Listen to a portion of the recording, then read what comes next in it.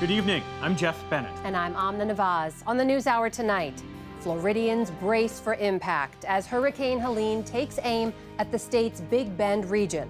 The U.S. pushes for a ceasefire plan to end the violence between Israel and Lebanese Hezbollah. But Israel's prime minister vows to keep fighting with full force. As President Volodymyr Zelensky visits Washington to lay out his plan for victory, we report from the front lines in Ukraine, where drones are transforming how the war is being waged. And former Democratic presidential nominee Hillary Clinton on how she feels about Vice President Kamala Harris's barrier-breaking bid for the presidency. Honestly, I was not sure to myself what I would feel when another woman would be so close to finally breaking that big hard glass ceiling. And I found myself absolutely exhilarated.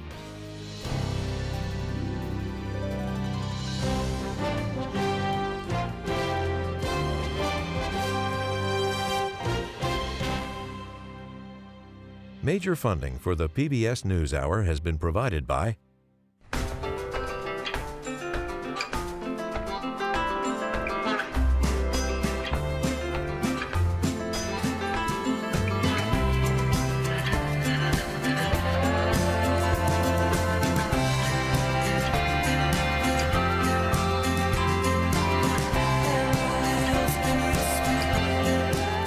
moving our economy for 160 years. BNSF, the engine that connects us. You know, as somebody coming out of college, it can be very nerve-wracking, not knowing what to expect, whether you'll like your job or not, whether you'll make friends, whether you'll fit in. And here, I feel like it's so welcoming and such an inclusive place to work. You just feel like you're valued.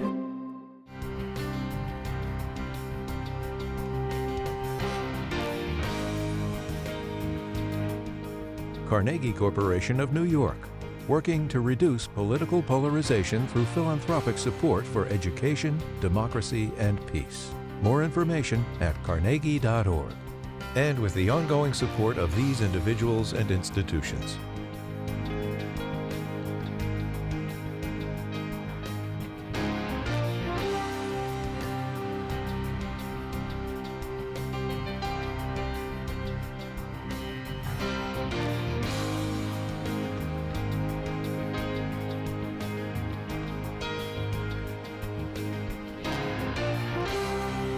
This program was made possible by the Corporation for Public Broadcasting and by contributions to your PBS station from viewers like you. Thank you.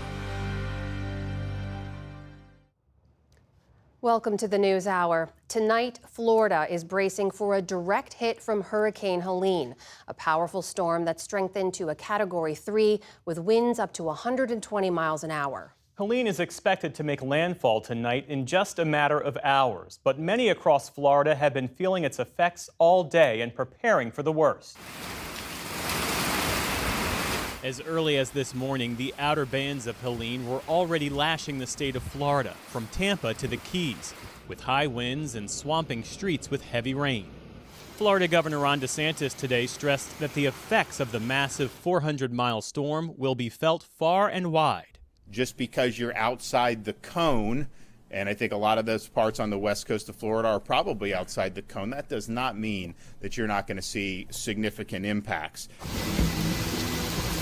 Strengthening today to a Category 3 major hurricane with 120-mile-an-hour winds.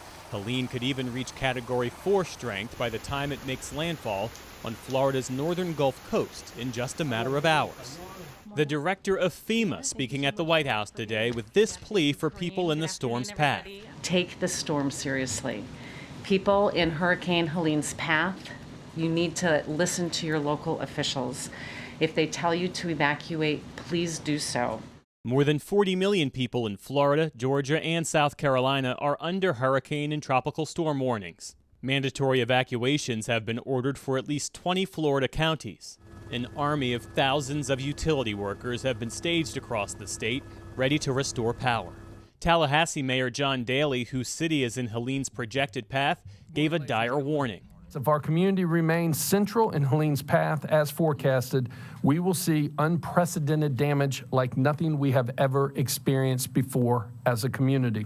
Floridians moved quickly all across the state, filling sandbags and shuttering up their homes and businesses. I got a bad feeling about this one. Like, we've never taken that direct hit. Other families aren't hunkering down. They're getting out, pets and all, heading to where it's safer.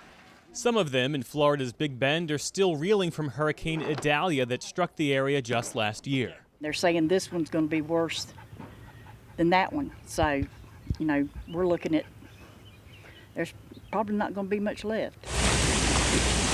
Helene has already made her mark on Mexico's Yucatan Peninsula, bringing more than a half foot of rain, flooding much of Cancun. And the storm forced hundreds to evacuate in western Cuba and knocked out power for hundreds of thousands of people. Signs of what could be coming for so many across Florida. And for the latest on the hurricane, we're joined now by Michael Brennan, the director of the National Hurricane Center in Miami. Thank you for being with us. The FEMA administrator said today that the storm is set to hit Tallahassee dead on. What's the expectation for when the storm makes landfall? Well, we're looking at the center of Helene crossing the coast somewhere in the Florida Big Bend area this evening. It's moving very quickly now to the north-northeast at about 23 miles per hour, and it's going to be moving even faster. So right now it's just about 130 miles west of Tampa, and that fast motion is going to bring those hazardous conditions to much of north-central Florida, including the Tallahassee region, and then inland up into Georgia and the Carolinas overnight tonight and into Friday. Looking at the storm's center of circulation, how far out will the impact be felt? Well, Helene's a huge storm. The tropical storm force winds, for example, extend out more than 300 miles from the center of the storm, especially out to the east side of the center. You can see the expansive cloud shield, the showers and thunderstorms extending well northward and northeastward over portions of the Carolinas. There's been heavy rainfall and flooding in Georgia, western North Carolina, South Carolina already today. But you can see the core of Helene is really going to bring those devastating impacts to the Florida Big Bend region, where we're expecting to see storm surge inundation of up to 20 feet above ground level this evening and overnight. And that's going to really be a catastrophic impact in this portion of the Florida coastline. And then because Helene is moving so quickly to the north after it makes landfall, it's going to bring the threat of hurricane conditions all the way into southwestern Georgia, almost to the Atlanta area, but places like Macon, Albany, Bainbridge, Tallahassee, Florida, as we were talking about earlier, are going to see the potential for widespread wind damage, power outages, and everywhere you see in blue here could see tropical storm force winds and hurricane force wind gusts, especially in places like Atlanta and up along the southern Appalachians and the higher mountain areas. And again, folks in the storm's path who have received evacuation orders should certainly heed them. Is that right? Yeah, you're really almost running out of time at this point in that storm surge evacuation zone along the Florida coastline, where we're going to see those water levels rise very, very quickly. If you still have time to get out safely, please do so. You don't want to be caught in this environment here, especially from Apalachicola down to Chassahowitzka, where we could see that 10 to 20 feet of inundation. That's going to really create an almost unsurvivable type of environment with destructive wave action, and evacuation routes can be cut off very quickly when that water starts to rise. So don't wait till the last minute. And remember, you may only have to drive just a few miles, 10 or 20 miles, to get to a shelter outside of that storm surge evacuation zone and get somewhere safe. Michael Brennan with the National Hurricane Center in Miami. Thanks for being with us. Thanks, Jeff.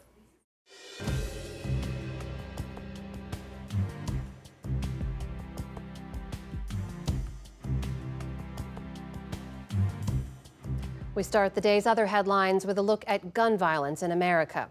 President Biden rolled out new executive actions today aimed at improving active shooter drills in high schools. Officials say the new order will maximize the effectiveness of drills while also making them less traumatic for students. It also establishes a task force to investigate new technologies like machine gun conversion devices and 3D printed guns. Vice President Kamala Harris appeared beside Mr. Biden at the White House today.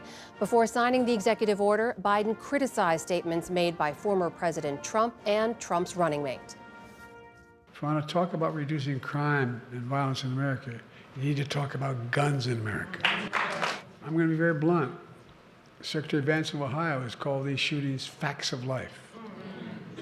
Who the hell do these people think they are?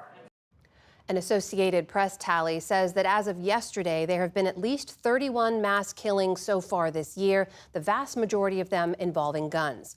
The FBI defines a mass killing as one that involves the death of at least 4 people. Oklahoma has executed a man for his role in the 1992 shooting death of a convenience store owner after the state's governor rejected a parole board recommendation to spare his life. Emmanuel Littlejohn received a lethal injection at the Oklahoma State Penitentiary this morning. The 52-year-old had acknowledged his role in the robbery, but had long maintained that he did not kill the store owner, Kenneth Mears.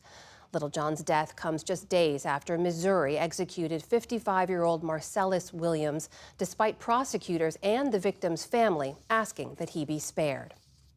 Human rights groups and press freedom advocates have condemned the sentencing of a former news editor to nearly 2 years in jail in Hong Kong for publishing articles deemed, quote, seditious.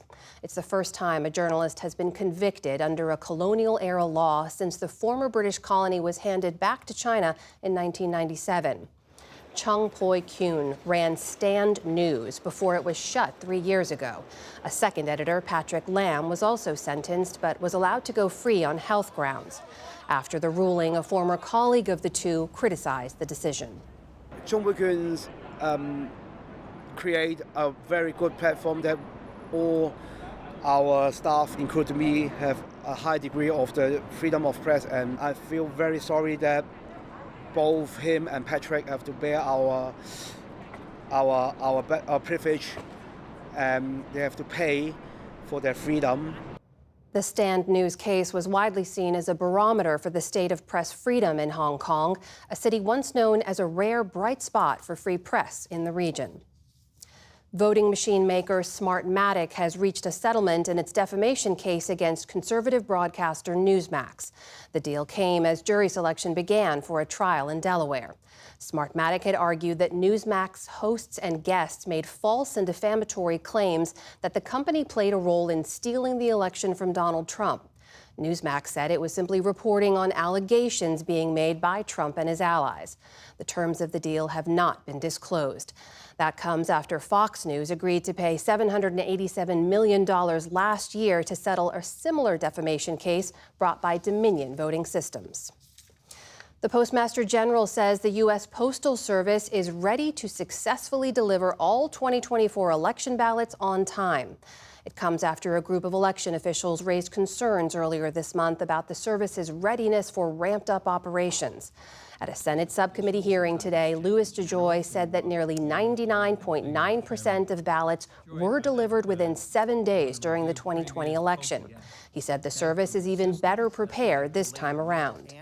We are overwhelmingly enhancing our training across all aspects of our operation. That is the fundamental thing we need to do for these extra efforts that we put in election mail to actually work. DeJoy urged voters to mail their ballots at least 1 week ahead of their state's respective deadline, whether that's November 5th or otherwise. The U.S. economy is showing signs of stability. The Commerce Department confirmed today that GDP grew at a rate of 3% from April to June, compared to the same period last year. That is a jump from the 1.6% we saw in the first quarter and is due largely to strong consumer spending. Separately, claims for new unemployment benefits dropped to a 4-month low last week, in a sign that the labor market remains strong. That positive economic data gave Wall Street a boost today. The Dow Jones Industrial Average gained 260 points to close back above the 42,000-point level. The Nasdaq added more than 100 points on the day. The S&P 500 closed at a new record high. And it is the end of an era in Oakland. Today, the city's Major League Baseball team, the Athletics, played their final game there. The A's will spend the next 3 seasons playing in West Sacramento before settling at their new home in Las Vegas in 2028. That means that after today, Oakland will no longer have a major professional sports team. The NFL's Oakland Raiders left for Las Vegas back in 2020. The NBA's Golden State Warriors moved across the bay to San Francisco. The A's began playing in Oakland in 1968 and leave behind decades of memories. They won 4 championships while based at the Coliseum, the city's run-down yet beloved stadium. Still to come on the NewsHour, New York City Mayor Eric Adams indicted on federal bribery charges. We hear from a top lawmaker on the committee investigating recent Secret Service failures. And Hillary Clinton on what Kamala Harris needs to do to defeat Donald Trump. This is the PBS NewsHour from the David M. Rubenstein Studio at WETA in Washington, and in the West from the Walter Cronkite School of Journalism at Arizona State University.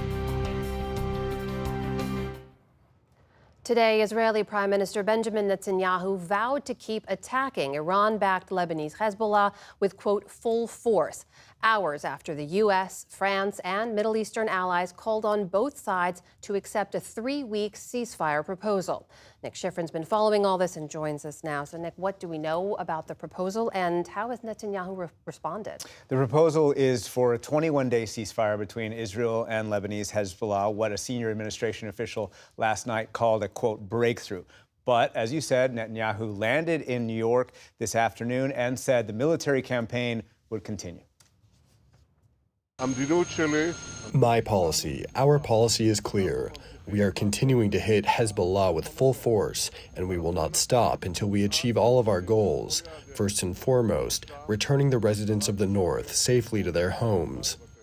And indeed, today, Israel struck Beirut and said it killed the head of Hezbollah's drone unit. Israel also released video of troops practicing for an invasion of Lebanon. Now, we asked John Kirby, the National Security Council spokesman, whether Netanyahu has backtracked from his support, and he reiterated that Israel, quote, was fully informed and aware of every word of the ceasefire proposal before they released it, and the U.S. would not have released it unless they understood that Israel supported it. So Kirby did not say whether Netanyahu had backtracked, but we obviously have a very different public and private message from Netanyahu, and that is nothing new for Netanyahu, says Dan Byman of the Center for Strategic and International Studies.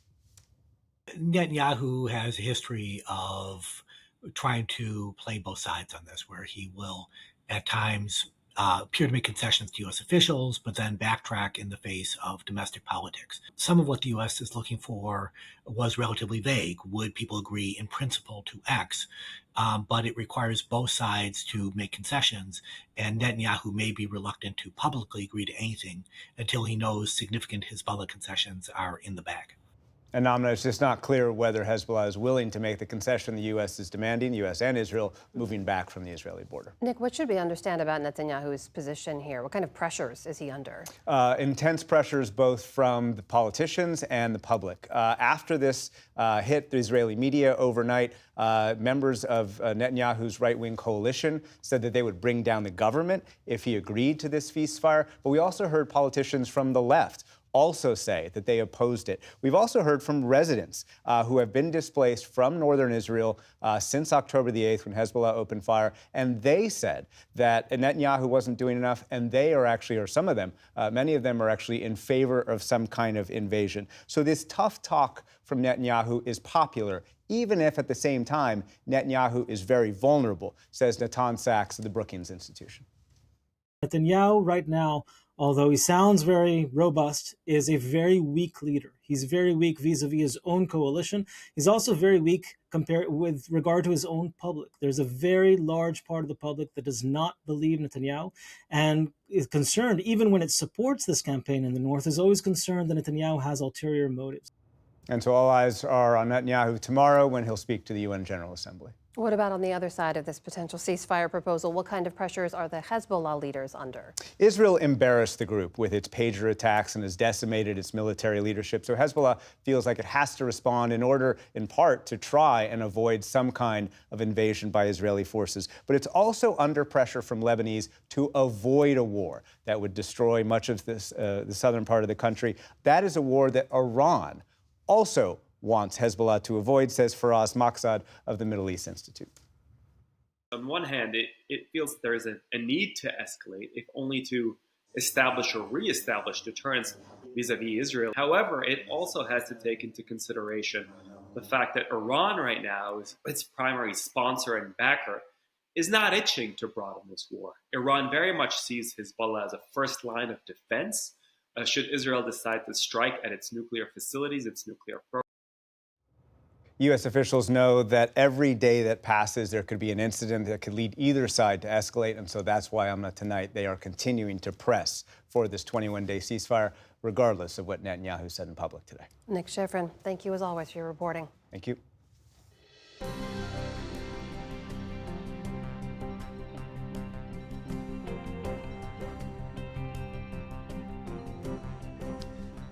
On a crucial visit to Washington today, Ukrainian President Volodymyr Zelensky met with President Biden in the Oval Office and then Vice President Kamala Harris for in-person requests for more military and economic aid as part of what he calls a victory plan.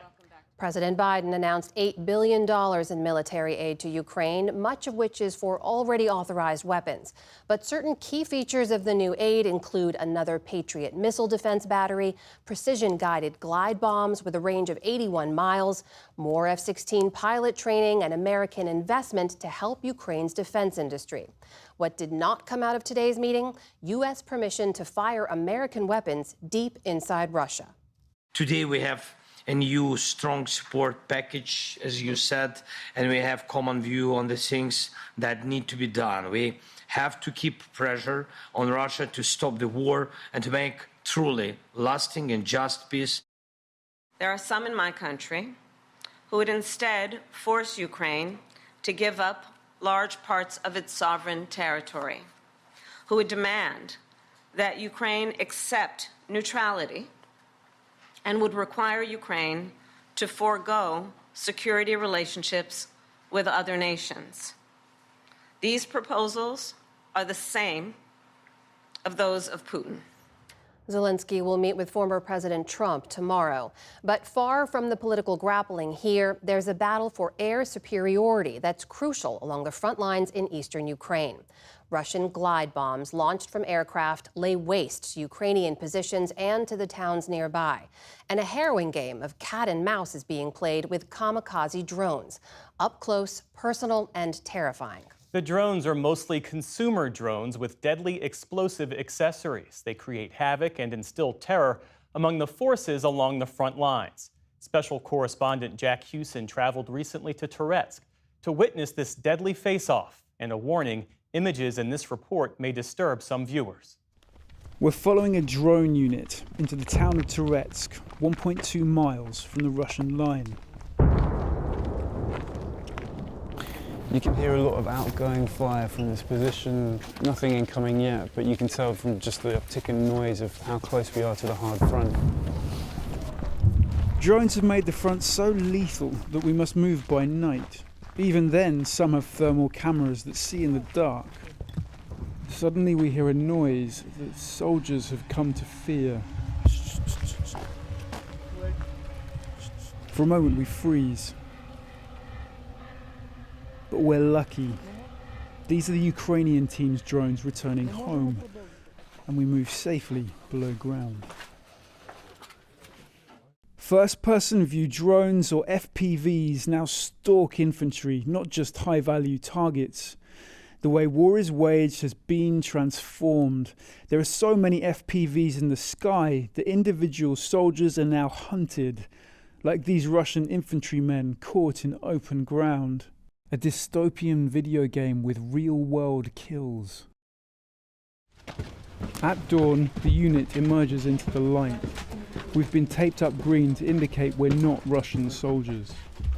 Right now, these guys are preparing a drone for a mission to target a Russian position. You can see he's attaching an explosive charge to the bottom of a Mavic DJI drone, shortly after which they're going to launch it. The drone is armed now, and don't worry, it's our artillery you can hear.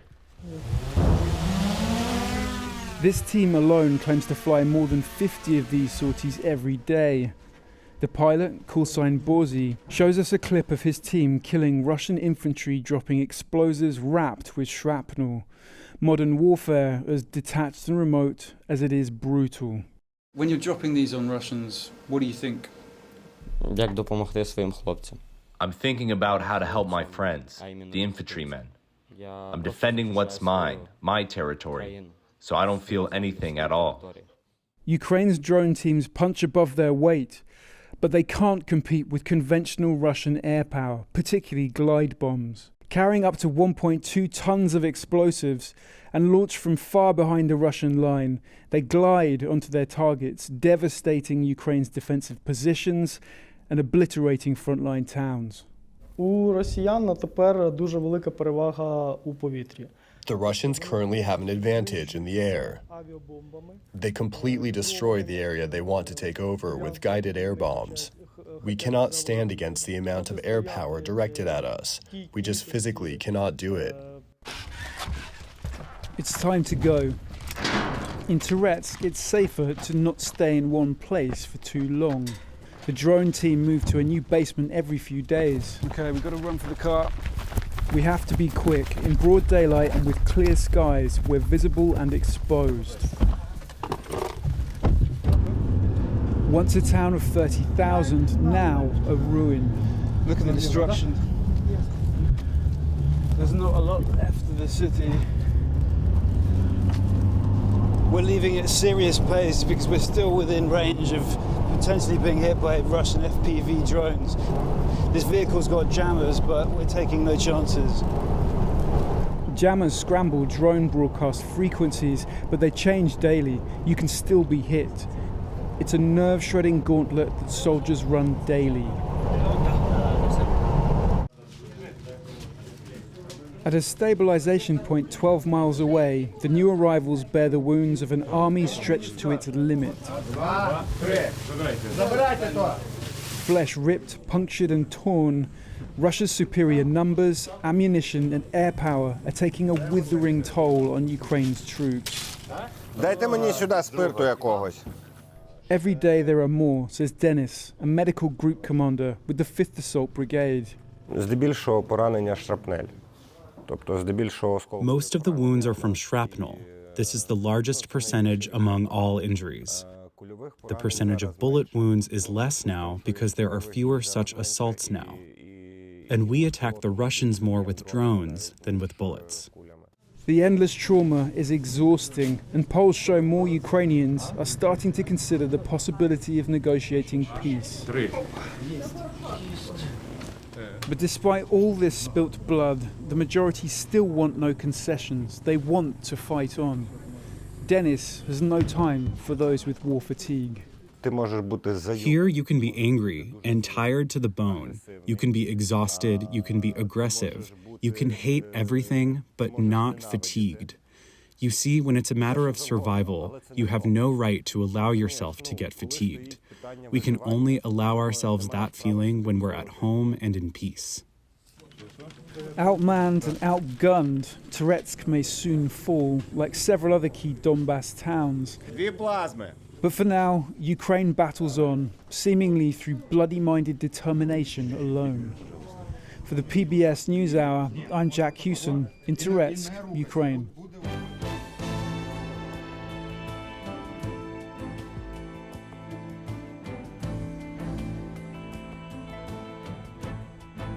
An historic first for the New York City mayor's office. Federal prosecutors have laid out a 5-count indictment against Mayor Eric Adams, charging him with bribery, conspiracy, and wire fraud over the past decade. Adams is accused of taking illegal gifts and foreign campaign contributions, but says he'll continue to run the city as his lawyers handle the case. Year after year after year, he kept the public in the dark. The U.S. Attorney for the Southern District of New York this morning made the case against New York City Mayor Eric Adams. He told the public he received no gifts, even though he was secretly being showered with them. The unsealed indictment says for nearly a decade, Adams sought and accepted improper valuable benefits, such as luxury international travel, including from wealthy foreign business people, and at least one Turkish government official seeking to gain influence over him. Public office is a privilege.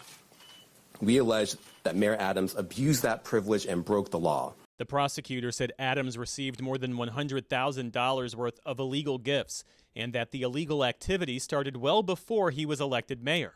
Federal law clearly prohibits foreign donations, yet Adams directed his staff to pursue this illegal money to support his campaign for mayor. Outside of Gracie Mansion today, Adams was defiant. My day-to-day will not change. I will continue to do the job for 8.3 million New Yorkers that I was elected to do. Flanked by faith leaders and supporters, he asked for patience. This story will come from the federal prosecutors, and I ask to wait and hear our side to this narrative. But the crowd wasn't entirely supportive. Up for it now, Bishop.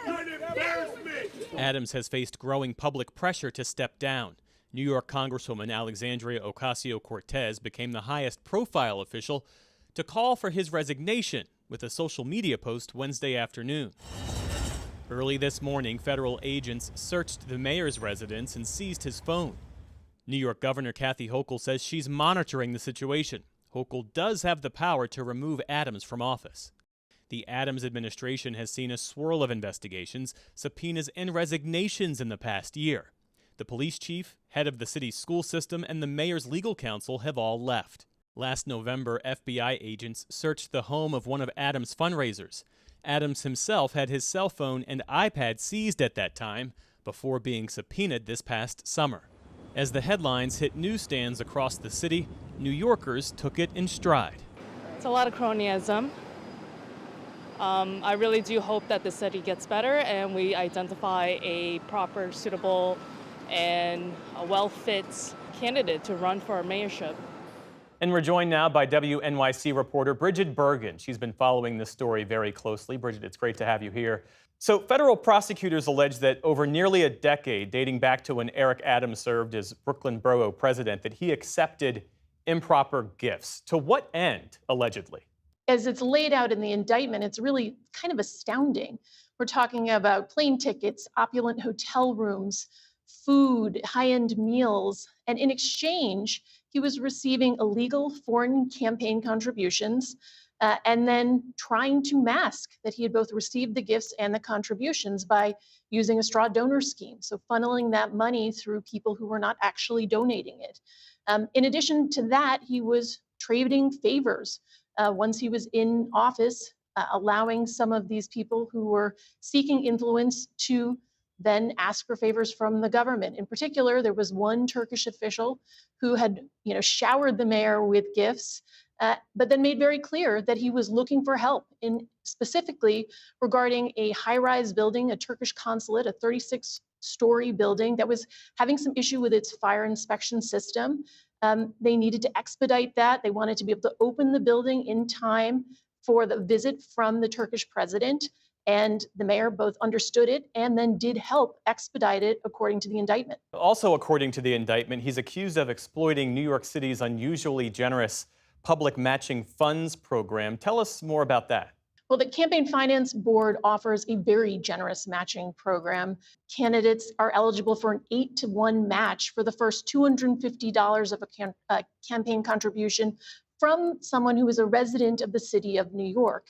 And so in order to pump up what was money that was not coming from New Yorkers, they used this straw donor scheme, according to the indictment, to the tune of $10 million in public funds. And to be clear, Jeff, that is public money. That is money that is paid for by New York City taxpayers. So part of the crime that U.S. Attorney Damian Williams really underscored was this was a violation of the public trust.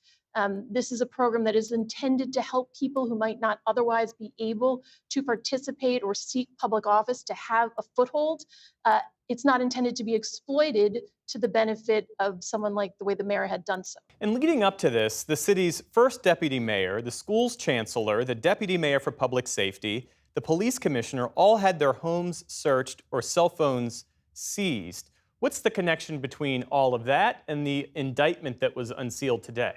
Well, Jeff, that is still a little bit unclear at this point.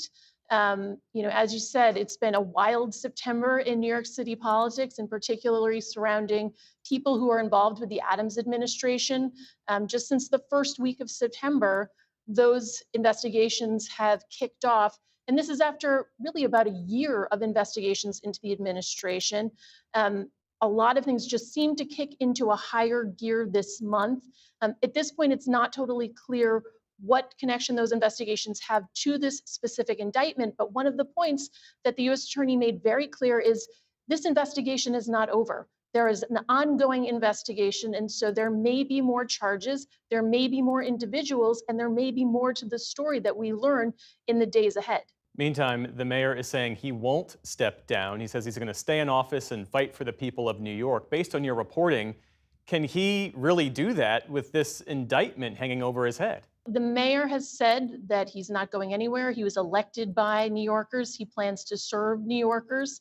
And at this point, one of the people who would have the most power to remove him from office, Governor Kathy Hochul, has sort of said that she is observing the situation. She's monitoring the news, but she has not released any sort of statement indicating that she would be calling for his resignation or would be seeking to remove him from office at this point.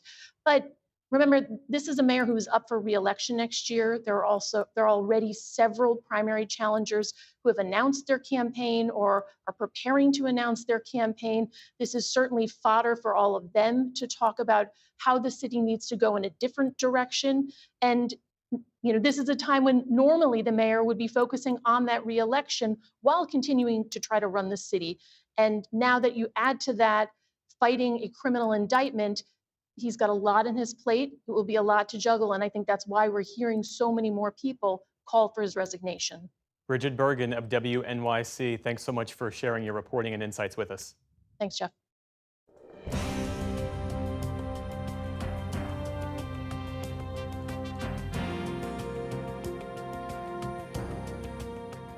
A congressional task force sharply criticized the Secret Service today at its first hearing on the July assassination attempt against former President Donald Trump. Lawmakers zeroed in on the apparent failures that allowed the assailant to have a direct line of fire at Trump. In the days leading up to the rally, it was not a single mistake that allowed crooks to outmaneuver one of our country's most elite group of security professionals. There were security failures on multiple fronts. Lisa Desjardins was tracking today's hearing and has more. Amna, the hearing comes one day after the Senate Homeland Security Committee released its interim report on the assassination attempt in Butler, Pennsylvania. That bipartisan report found a host of failures, but was especially critical of the Secret Service. The report says the Secret Service's failures in planning, communications, security, and allocation of resources for the Butler rally were foreseeable, preventable, and directly related to the events resulting in the assassination attempt that day. Today was the first hearing for the House bipartisan task force on this, and its ranking member, Democrat Jason Crow of Colorado, joins me now. Congressman, we saw a repeated theme in today's hearing about the logistical problems and the proximity of the shooter. I want to remind viewers of the layout of that site in Butler, Pennsylvania. You can see Mr. Trump's location where the stage was, and then the AGR Companies complex where the shooter got onto the roof unimpeded. It was close by, but outside the security perimeter. What have you surmised about the biggest issues that led to him being able to get on that rooftop? Well, Lisa, there wasn't just one failure, but it was a cascading series of failures of things that we would normally expect would go into planning security for a large event like this. It was everything from a lack of unity of command, so command and control that was uncertain and disjointed, to a lack of interoperable communications between units that were on site, to a security plan that had a perimeter that was too small and not overall secured, and then lack of guidance given to local law enforcement as well. So we heard that today during our hearing, where you had these local law enforcement officers, these SWAT team members, these snipers who were trying to do their job, but they weren't actually told what they had to do. Nobody really gave them the guidance on that day. So it was a series of things that went wrong that raises larger questions about culture, about organization of the Secret Service, but also resourcing as well. On that resource question, the Secret Service is now protecting more people, I think, than ever, at least not in recent memory. And by all accounts, they do have a resource issue. Today, a former Secret Service agent, Patrick Sullivan, told this to the committee. Agents are exhausted now. The campaign really takes a lot out of them. And I think they don't have enough resources. Secret Service does not have enough personnel and resources to give people the breaks that they need. Congress just appropriated more funds, but how profound is the resource disconnect here? And is it a problem for this campaign season? Well, there's no doubt it's a problem, and I just want to paint a picture for folks about what we're dealing with here. First off, the nature of campaigning is different. So candidates do a lot more events. The events are much larger. Candidates are out on the stump for a longer period of time, so our campaign season is longer. So what that means is the Secret Service is stretched thin in a way that they haven't ever been before. In addition to that, the Secret Service really hasn't increased significantly its size, its training, its pipeline of agents. So what you have is a high threat environment, an environment that with more threats. Like, for example, members of Congress face 4 times as many threats than we faced just a couple of years ago. So you have a high threat environment. You have a campaign environment that's more robust, long-term, and more transparent and out in the open than you've had before. And then you have a Secret Service that really hasn't changed. So Acting Director Rowe came into our task force 2 weeks ago, and he painted a picture of what his service looks like. And he said his agents are redlined. They're working 80, 90-hour weeks. They're deployed 3 weeks out of a month. They're out in the field constantly. They're not doing their training. They're not doing their recertifications because they're out there all the time on the campaign trail. You just can't ask people to do that in perpetuity without some type of break or relief. So we have to provide that relief. The last point here, Lisa, is to your question about the near-term issue. We are not going to create more Secret Service agents between now and November 5th.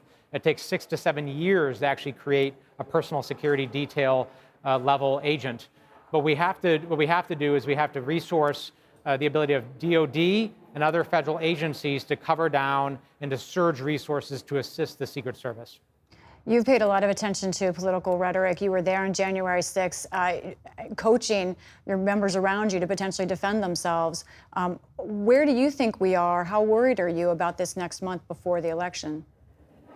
Well, tensions are very high. Political rhetoric and discourse, I think, is broken in so many ways. I mean, I don't have to tell Americans that. They see that it's broken. That's why it's really important that we condemn political violence. What we have to do is we have to make it very clear that we are in a campaign season where we're going to have tough, really sometimes fierce debates. But in America, we solve our political issues with debate and with discourse and with voting. It is never okay to resort to political violence. And that's a message that we have in a bipartisan way have been unanimous on this task force, that this is what this is about. Condemning the violence, whether you're a Republican or a Democrat or an unaffiliated voter, you should know that your candidate and your elected officials are secure, and we take very seriously our obligation to restore that trust. In our last 30 seconds or so, is there one big question you really haven't gotten any answers to yet about the assassination attempt? Well, we're looking at both attempts now. We're looking at Butler, Pennsylvania, and we're looking at Florida as well. And one of the things I really want to know is, what is going to be the direct accountability by the Secret Service? You get change when you get accountability. So we're going to be pushing to make sure that if people did not do what they were supposed to do, those people are no longer in those positions. And that's something that the Secret Service has to do. Congressman Jason Crow, thank you so much for your time and work on this. Thank you.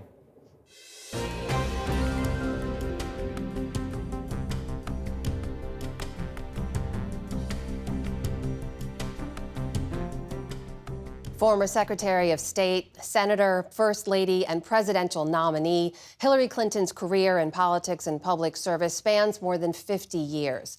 In her new book, Something Lost, Something Gained, Reflections on Life, Love, and Liberty, Clinton looks back on treasured moments in the White House, life since the 2016 election, and America's role on the world stage.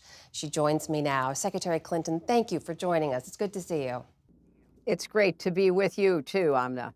So this is your 5th book since the 2016 election. You opened by quoting probably one of the greatest songs ever written, Both Sides Now, by Joni Mitchell, Tears and Fears and Feeling Proud. What is it you wanted to convey in this book that you haven't written about yet? You know, I've lived both privately and publicly, but this is a book about family and friends and faith and, of course, politics, because as the song says, I've looked at life, I've looked at love from both sides now, and the title is, as you know, taken from the song as well, Something Lost, Something Gained. You write in the book very candidly and very intimately about what you call the old wounds of 2016 and the election when you won the popular vote by nearly 3 million votes, ended up losing the election to Donald Trump.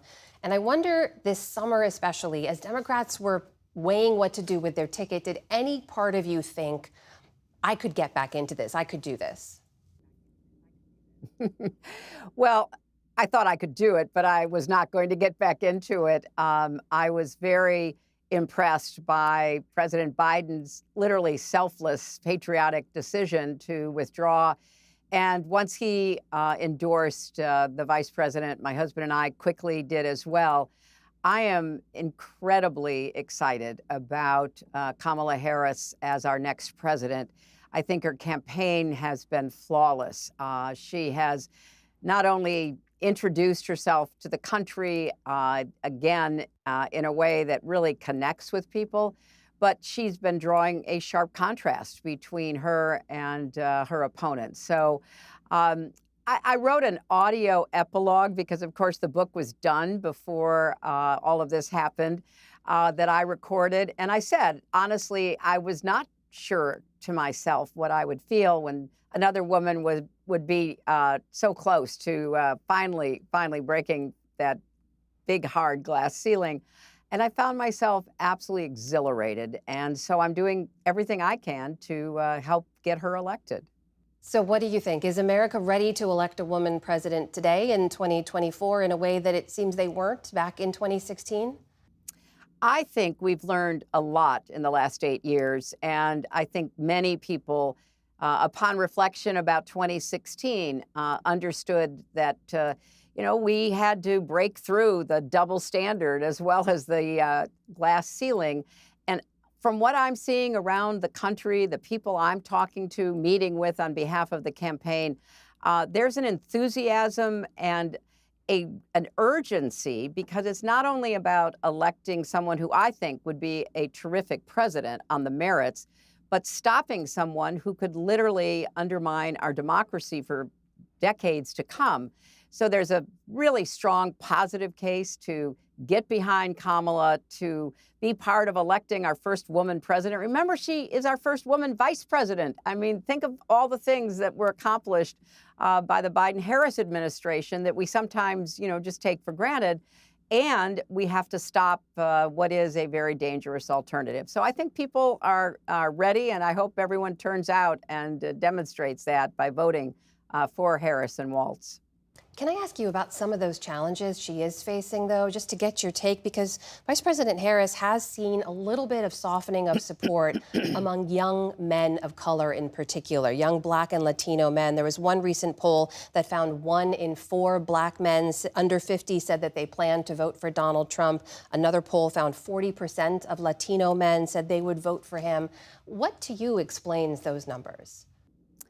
Well, as you know so well, there is a big gender divide in our country when it comes to politics. That's been true now for many election seasons. And the fact is that men of all backgrounds tend to favor the Republican nominee, and women tend to favor the Democratic nominee.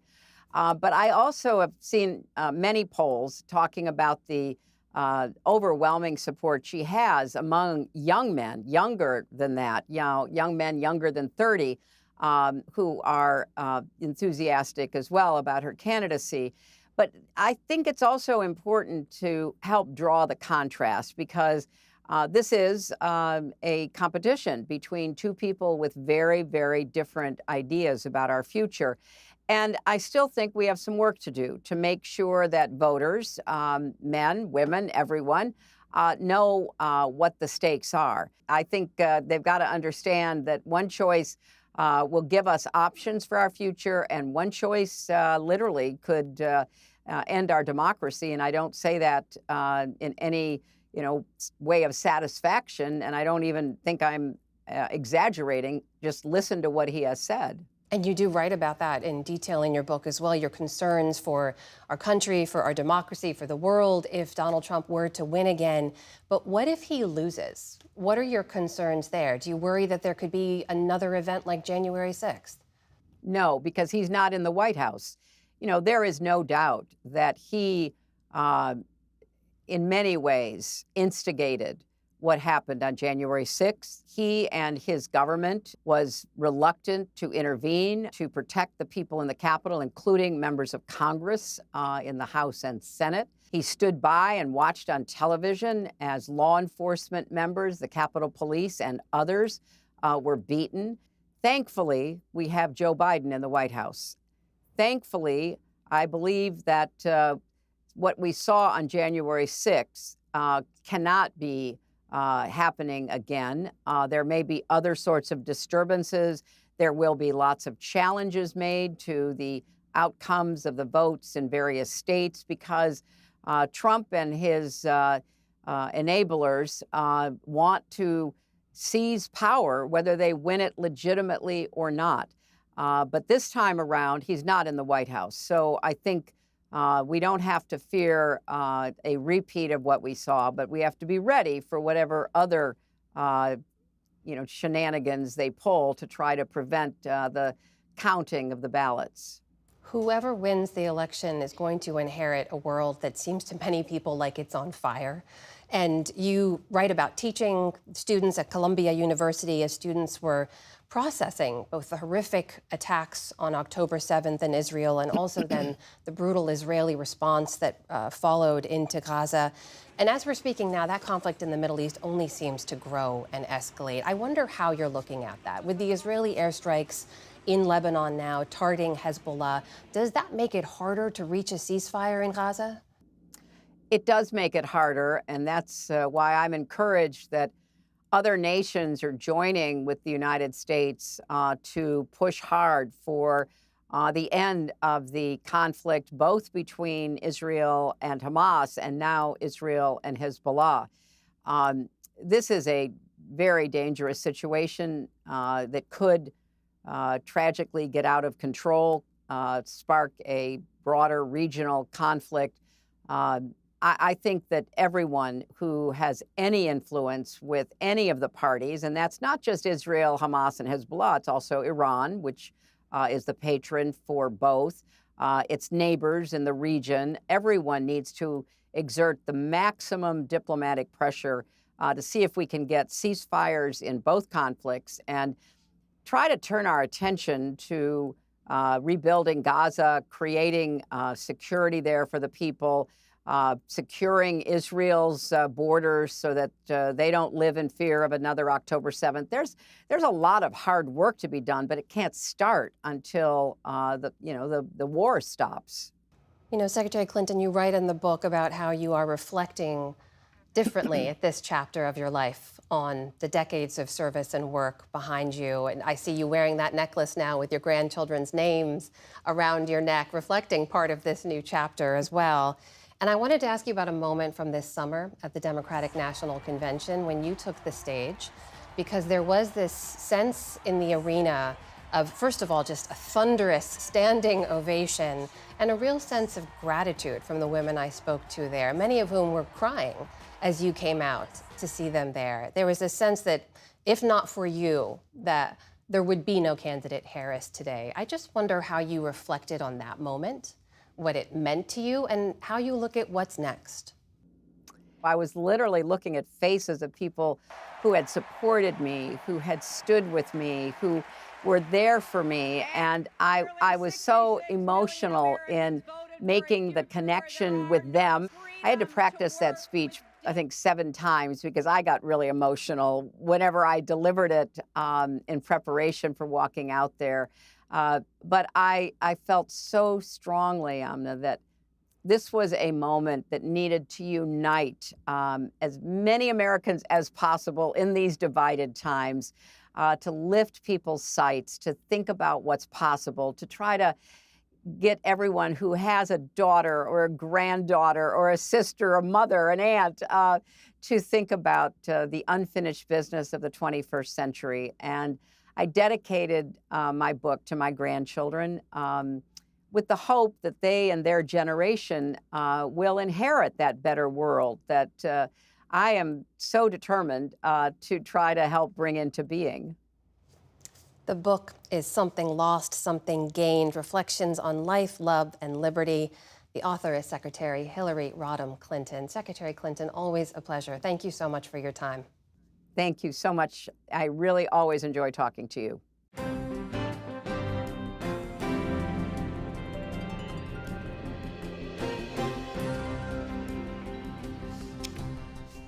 And be sure to stay updated on Hurricane Helene, making landfall this evening on Florida's coast, now as a Category 4 storm. You can read about the latest developments and track its real-time path on our website. That's pbs.org/newshour. And that is the NewsHour for tonight. I'm Jeff Bennett. And I'm Amna Nawaz. On behalf of the entire NewsHour team, thank you for joining us. Major funding for the PBS NewsHour has been provided by... On an American Cruise Line's journey along the legendary Mississippi River, travelers explore Civil War battlefields and historic riverside towns. Aboard our fleet of American riverboats, you can experience local culture and cuisine and discover the music and history of the mighty Mississippi. American Cruise Lines, proud sponsor of PBS NewsHour.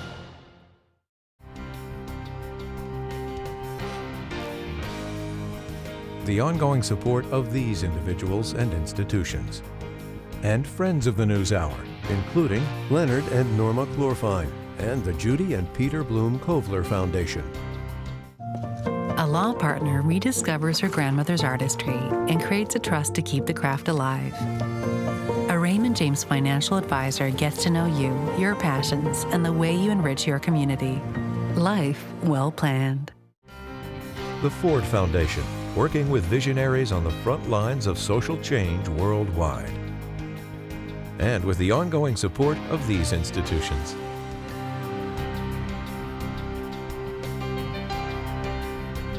And friends of the NewsHour.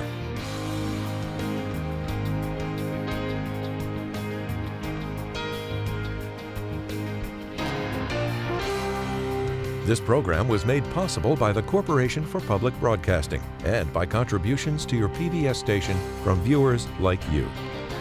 Thank you.